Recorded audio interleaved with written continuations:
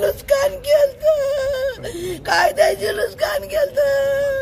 कामावर कसं येईना म्हणून धरून नेऊन मारल्यात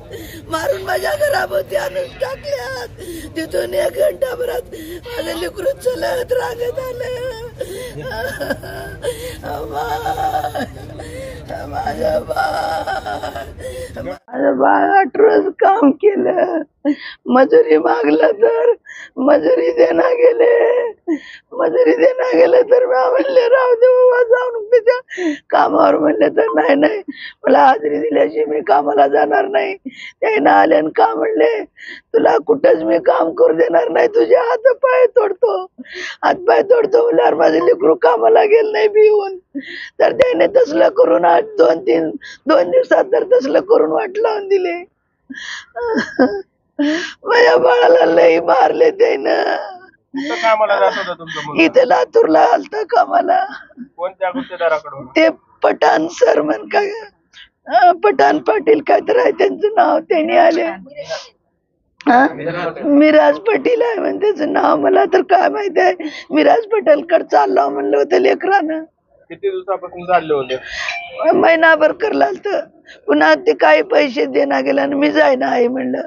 मला घरी बायको पैसे मागलेल्या मी जायना म्हणलं त्यांनी म्हणलं तू कामावर चल तुझ्या घरी पैसे देतो पैसे द्यायचे नाही तर कामावर न्यायचे दारू पाजवायचे जेवाय द्यायचे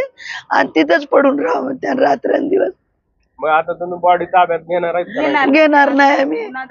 मला गुन्हा दाखल लेकराचा मजा झाल्याशी मी घेणार नाही मला काय केलंय कसं केलंय मला जावल्याशी मी देणार नाही त्यांना पण आम्हाला बघायचं माझ्या बाळाला मारल्यास का त्याचं कधी बरं होणार नाही माझ्या पोटातल्या बाळाला मारल्यास त्याला 2 लेकरं आहेत